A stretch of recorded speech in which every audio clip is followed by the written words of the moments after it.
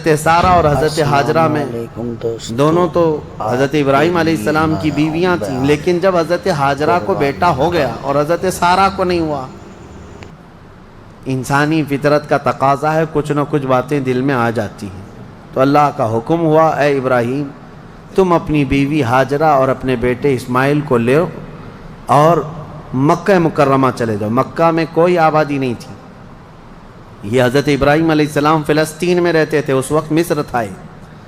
جب مکہ مکرمہ میں آئے، خانہ کعبہ کے قریب حضرت حاجرہ حضرت اسماعیل کو چھوڑ دیا، کچھ زیادہ راہ جو ساتھ میں تھا وہ کھانا توشہ دے دیا اور کہا مجھے اللہ کا حکم ہے، میں جا رہا ہوں۔ واپس چلے گئے اپنی بیوی اور چھوٹے 6 مہینے کے بچے کو۔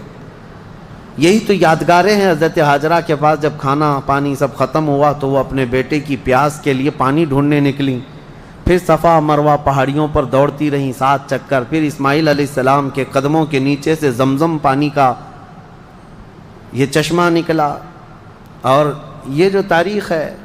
اس کے بعد پھر حضرت ابراہیم علیہ السلام لوٹ آئے جب اسماعیل علیہ السلام جوان ہو چکے تھے۔ اب اللہ تعالیٰ نے حکم فرمایا، اے ابراہیم تم اپنے بیٹے کی قربانی دے دو۔ ایک تو 100 سال کے بعد بیٹا دیا گیا ہے، لیکن اللہ تعالیٰ فرماتا ہے کہ تم اس کو اللہ کی راہ میں قربان کر دو۔ نبی کا خواب سچا خواب ہوتا ہے، عام لوگوں کی طرح نہیں۔ اسماعیل علیہ السلام کو انہوں نے بلایا، وہ پورا واقعہ اللہ نے اس میں ذکر فرمایا۔ ارشاد فرماتے ہیں، انی اری فی المنام انی اذبحک، بیٹا میں نے خواب میں دیکھا ہے کہ میں تجھے ذبح کر رہا ہوں، اللہ کے نام پر قربان کرنا ہے۔ فانظر ماذا تری، بتا کیا کرنا چاہیے۔ مشورہ ہے باپ کس سے؟ بیٹے سے۔ قال یا ابت افعل ما تؤمر ستجدنی انشاء اللہ من الصابرین۔ اسماعیل علیہ السلام چھوٹے ہیں اور عرض کرتے ہیں، ابا جان آپ کو جس چیز کا حکم دیا گیا ہے وہ کر گزریے، انشاءاللہ آپ مجھے صبر کرنے والا پائیں گے۔ بیٹا یہ نہیں ہے کہ بھاگ جائے کہ باپ میرا چھری لے کے بیٹھا ہے، اللہ کے نبی۔ اور اس کے بعد لے کر کے چلے حضرت ابراہیم علیہ السلام۔ پہلے تو یہ روایت میں ہے کہ انہوں نے 100 اونٹ ذبح کی ہے اس خواب کے لیے، دوسرے دن بھی 100 اونٹ ذبح کیے، پھر یہی حکم آیا تو تیسرے دن اسماعیل علیہ السلام کو لے کر کے آئے مینا کی وادیوں کے پاس، اور وہاں جب پہنچنے لگے حضرت حاجرہ بھی تھیں پیچھے پیچھے۔ ابلیس آیا، شیطان آیا، ابراہیم علیہ السلام سے کہنے لگا اتنے سالوں بعد تو بیٹا ہوا اور تم ذبح کرنے لے جا رہے ہو، تمہیں ہو سکتا ہے وہم ہو، چھوڑ دو اس کو، پھر تمہیں بچہ نہیں ہو سکتا۔ تب حضرت ابراہیم علیہ السلام نے زمین سے 7 کنکریاں اٹھائی اور اس کو دے مارا اور کہا یہ اللہ کا حکم ہے، اللہ کا حکم ہے، اور میرے رب تبارک تعالیٰ کے حکم کے آگے میں کسی کے لیے کوئی رعایت نہیں رکھتا۔ وہ حضرت حاجرہ کو بہکایا کہ تمہارے بیٹے کو تمہارے شوہر ذبح کرنے لے جا رہے ہیں۔ حضرت حاجرہ نے کہا مجھے معلوم ہے وہ اللہ کے حکم سے کر رہے ہیں، اور اگر اللہ کا حکم ہے تو ایسے 100 بیٹے اسماعیل بھی ملے میں سب قربان کروں گی۔ ماں بھی تھی، انہوں نے بھی کنکریاں ماری ابلیس کو۔ آخری حضرت اسماعیل علیہ السلام کے پاس آیا، کہا تجھے پتہ ہے تیرے باپ کیسے تجھے کاٹیں گے، کیسے ذبح کریں گے؟ حضرت اسماعیل علیہ السلام نے کہا ابلیس، کنکریاں ماری اور کہا میرے باپ عام آدمی نہیں، اللہ کے نبی ہیں، وہ جو کرتے ہیں وہ اپنی مرضی سے نہیں اللہ کے حکم سے کرتے ہیں۔ سب جگہ سے مایوس گیا ابلیس لعین۔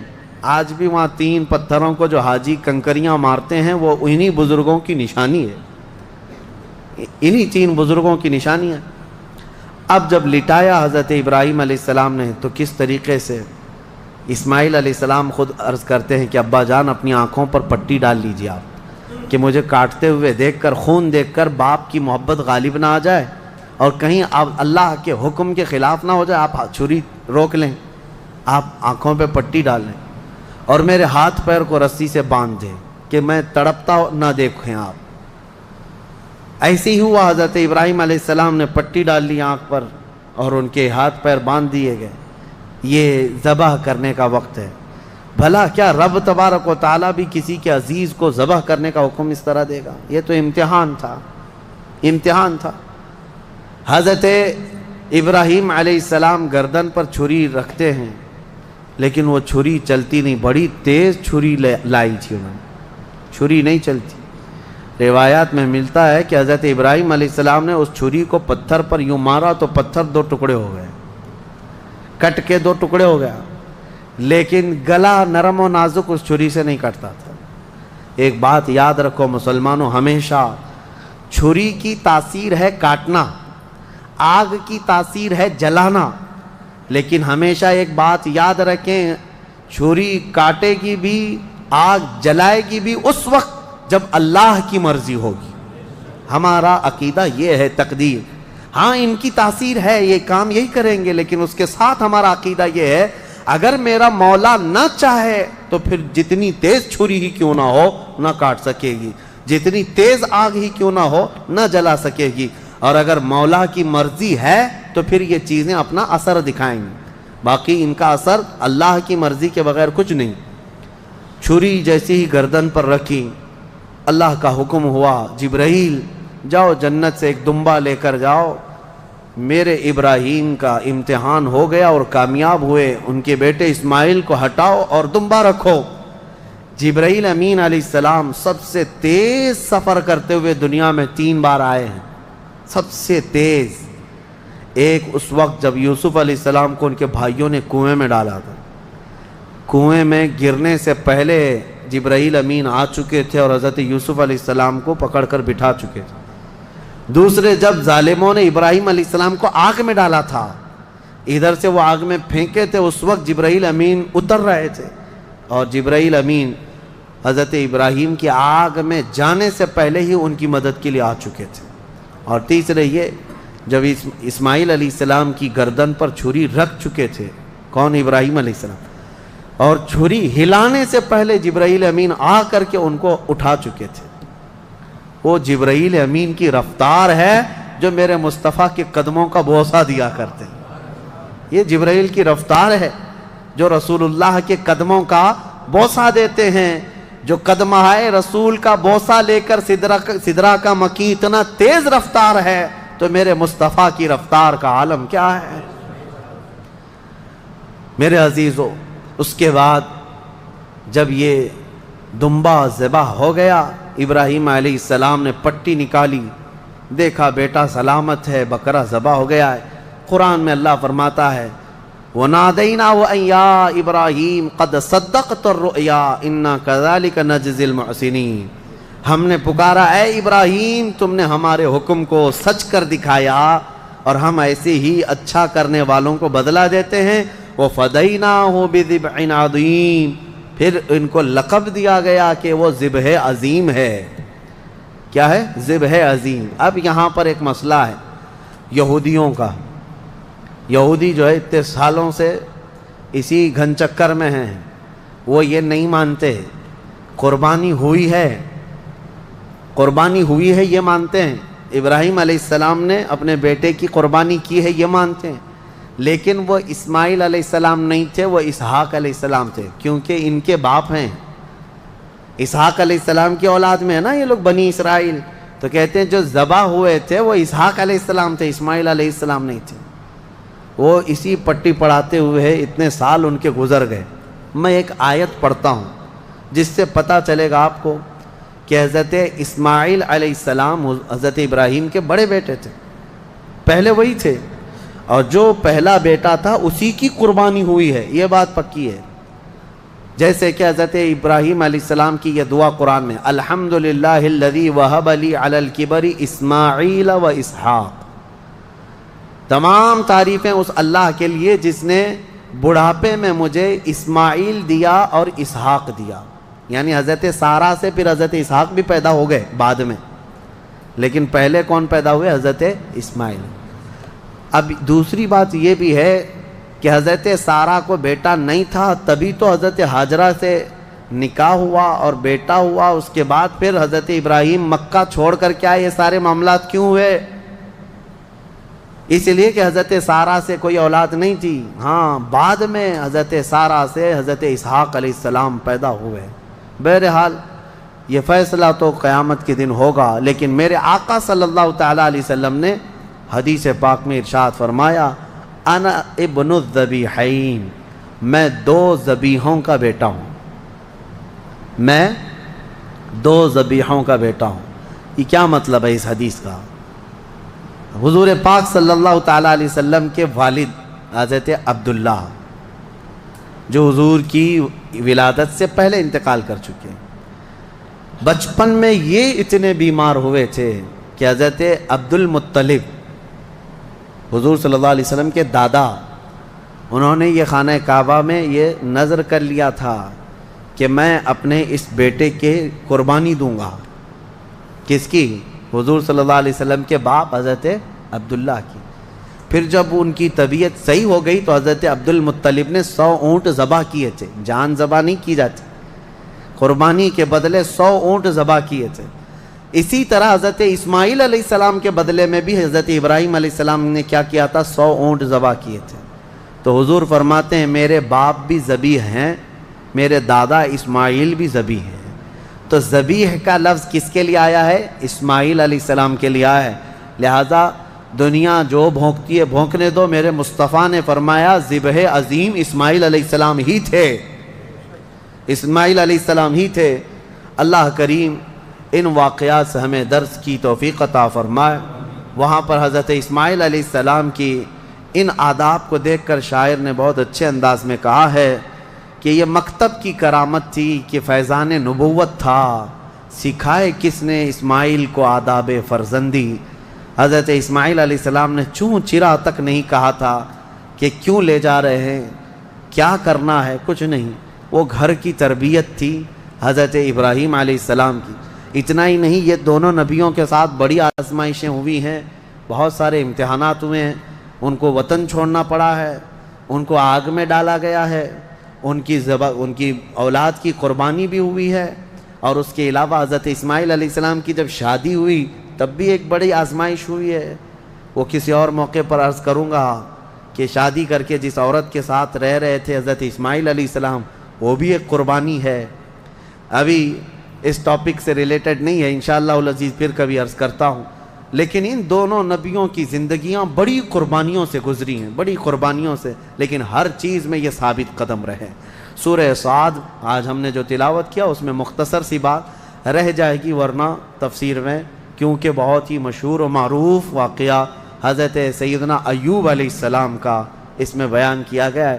حضرت ایوب علیہ السلام کا نام بہت سارے لوگ اس طرح لیتے ہیں، حضرت صبر ایوب، کیونکہ صبر کا لفظ جو ہے حضرت ایوب علیہ السلام کے ساتھ ایسا جڑا ہوا ہے کہ سب سے زیادہ صبر کرنے والوں میں ان کا نام آتا ہے، لیکن میرے مصطفیٰ کریم صلی اللہ علیہ وسلم سے زیادہ نہیں۔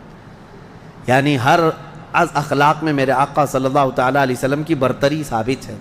حضرت ایوب علیہ السلام کی آزمائش ہوئی تھی، ان کی بیویاں بھی بہت تھیں، بچے بھی بہت تھے، مال بھی بہت تھا، وہ ہمیشہ عبادت میں رہتے تھے۔ اللہ تعالیٰ نے ایک بار آندھیوں کے ذریعے سے ان کے باغیچے ختم فرما دیے، ان کے جانور ختم ہو گئے، ان کی بیویاں ایک کے بعد دیگر مر گئیں، انتقال کیں، اور ان کی اولاد بھی دھیرے دھیرے سب انتقال کر گئے۔ اور اس کے بعد وہ خود بیمار ہوئے، اتنے بیمار کہ ان کے جسم کے گوشت کے حصے کٹ کٹ کے گرتے تھے، بستر پر سو جائیں تو چمڑی بستر پر لگ جاتی تھی۔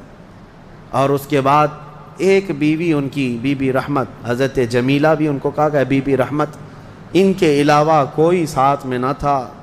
وہ وقت بھی آیا جب ان کی زبان بھی کٹ گئی تھی جس سے وہ ذکر کرتے تھے، زبان کٹ گئی حضرت ایوب علیہ السلام کی۔